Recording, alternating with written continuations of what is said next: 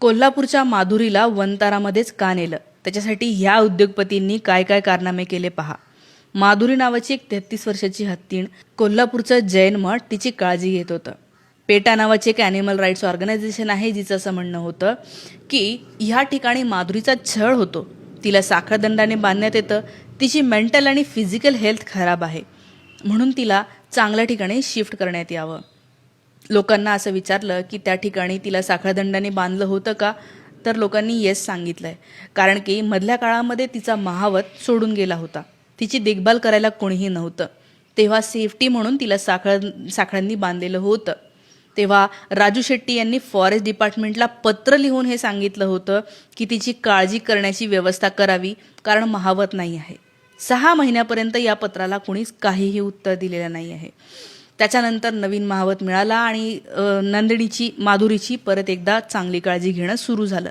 तेव्हा राजू शेट्टी यांनी दुसरं पत्र पाठवलं की आता गरज नाही आहे, आता महावत मिळालेला आहे.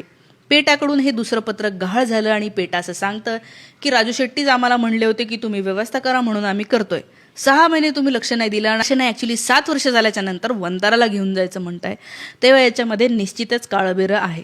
सगळ्यात शॉकिंग गोष्ट म्हणजे राजू शेट्टी यांनी सांगितलं की पेटाचे अधिकारी त्यांच्याकडे आले होते आणि त्यांनी ह्या हत्तीणीला वनतारा शिफ्ट करण्यासाठी 2 कोटीची लाच ऑफर केली होती. म्हणजे बघा, ह्या हत्तीणीला वनताराला नेण्यासाठी काय काय हे कारनामे करणं सुरू होतं. आता पेटाला असं विचारलं की तिची काळजीच करायची होती, तर भारतभरामध्ये काही सँच्युरीज कमी आहेत का? तेव्हा पेटा असं म्हणतं की तिला जो आर्थरायटिस झालेला होता, तिची ट्रीटमेंट करण्याची व्यवस्था इतर ठिकाणी नव्हती, त्यांच्याकडे जे फॉर्म आले होते. आणि तुम्ही जर सर्च केलं तर अनेक ठिकाणी आर्थरायटिसवर काम करण्यासाठीची ती हायड्रोथेरपी आहे, पण वनतारालाच का नेलं? कारण की बड्या उद्योगपतीचा पोरगा, त्याला ती हत्तीण आवडली, तिचं ट्रेनिंग, तिचं जे काही लळा लावणं, जीव लावणं, हे सगळ्या गोष्टी आवडल्या आणि पोराचा हट्ट म्हणून हे पूर्ण केलेलं आहे का, याचाही आपण विचार केला पाहिजे. ही व्यवस्था आहे, फॉरेस्ट डिपार्टमेंट किती झुकते. जर 2 कोटीची ऑफर राजू शेट्टी यांना दिली असेल, तर फॉरेस्ट डिपार्टमेंटच्या लोकांना, पेटाला काय काय दिलं असेल आहे.